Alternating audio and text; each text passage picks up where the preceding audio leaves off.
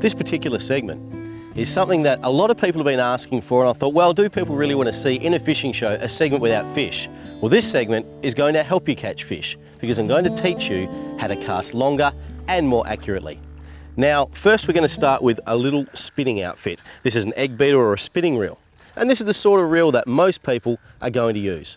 Come and have a look closely at it. When you open the bail arm, that releases your line so it can flow off the spool.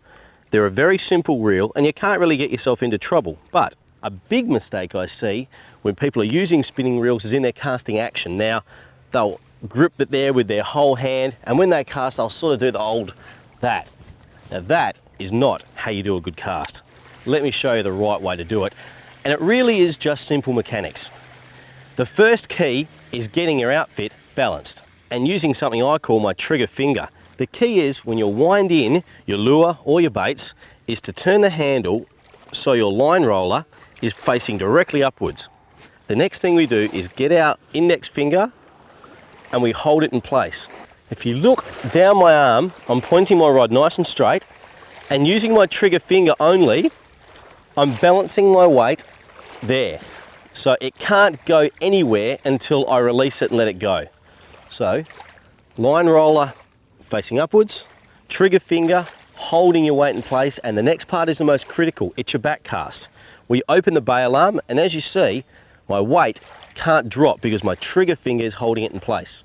So now we bring our rod back and we point it exactly straight to where we want to cast, and keeping our trigger finger there, we lift our reel and face it upwards. Then all we're going to do is flick it forward and release the weight just forward of vertical, and we're going to do it with one hand to start with to get our balance, just like this. Perfectly straight, very smooth, and no effort. This principle, of course, applies to any sort of spinning reel, small or large. I'm going to go through it one more time with you, this time quickly. So we give ourselves about 50 centimeters swinging on our weight. We use our trigger and we pull it back and we hold. That's why it's good to use a small one to practice with, because you can use one hand and get your balance. Open the bail arm up. We turn around and we point it exactly where we want it to go. Make sure your reel's pointing upwards, not like that, but like that. Release just past vertical, nice smooth motion. A perfectly straight cast. All right, slight variation now. We're going to get more power. Exactly the same as before. Line roller to the top, get the trigger, open the bail arm. It's not going anywhere. This time, we're going to use the other hand to grip the butt of the rod. We're going to go back. And when we punch through this time, I'm going to use my elbow here and my forearm to get extra power. So we go back, we point at the target, and this time, punch. That was about 50% longer again, just by bringing our left arm into play. Casting really isn't difficult, and by using those simple mechanics, you should get more accurate casts and longer casts with a spinning reel. But what about a bait caster? They're pretty intimidating. People using them for the first time always get a bit nervous, but I'm going to show you how to use one so you'll never have to worry again. This is what we call a bait caster, or an overhead reel.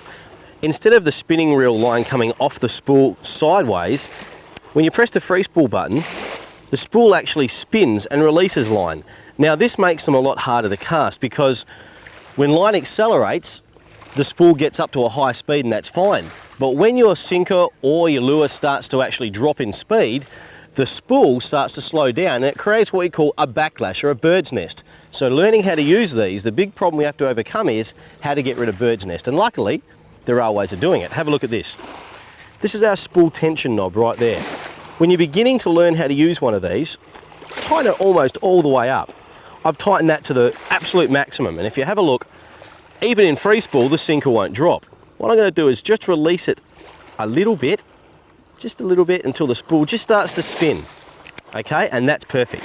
The next thing is, with overhead reels, you want to keep your rigs or your lures a lot closer to the tip of the rod. Another thing you don't want to do is to give it the old bomb like that. That's a great way to get a backlash. When you're starting off learning how to use these, I like to teach what I call the baseball technique. We put it in free spool and we keep our thumb on the spool. Instead of going over, we're going to go sideways. And the reason we're going to do that is because you don't get so much of an arc. I get a nice flat cast like this. Thumb on the spool, your other arm on the rod like that. We bring it back and we punch it like we're hitting a baseball. Now, your lure or your rig isn't going to travel any more than about that sort of arc. And the spool doesn't speed up and slow down quite so much. A critical point is your release. If you divide in front of you into a clock face, you want to be letting it go, and that means taking your thumb off the spool at about 2 o'clock. So let's go through that again.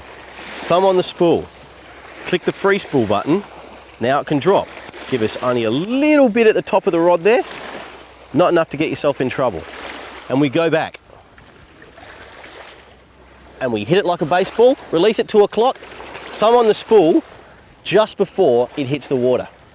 Very, very easy. That technique there, I use in the Kimberley. Anywhere else I'm using my baitcaster, it gives you more accuracy because you can go in underneath tree roots, mangroves, caves, rock bars, anything like that. It's a very, very good technique to learn.